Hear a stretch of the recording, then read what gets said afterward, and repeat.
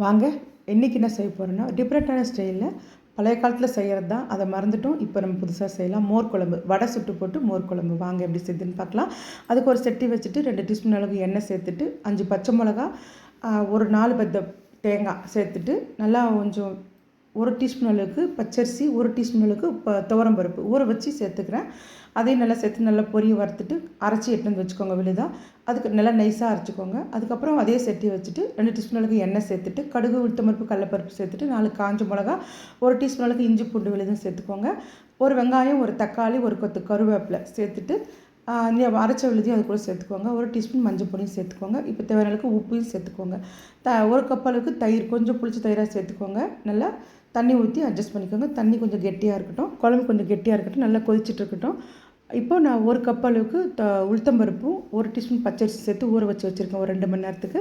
அது கூடவே இஞ்சி பூண்டு விழுதும், அதுக்கப்புறமா கொஞ்சமாக சோம்பு, பட்டை, லவங்கம் சேர்த்துட்டு நல்லா அரைச்சி எடுத்துன்னு வந்துக்கோங்க. வடை நம்ம மாம்பழம் வடைக்கு சுடுற மாதிரி தான். இப்போது வெங்காயம், கொத்தமல்லி, கருவேப்பிலை பொடியாக கட் பண்ணி 4 வெங்காயம் போட்டிருக்கேன். நான் 3 வெங்காயம் போட்டிருக்கேன்.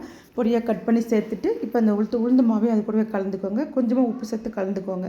சேர்த்துட்டு அதுக்கப்புறம் நல்லா எண்ணெய் காய வச்சுட்டு எண்ணெய் சுடணுன்னே ஒன்றா தட்டி போட்டுருங்க.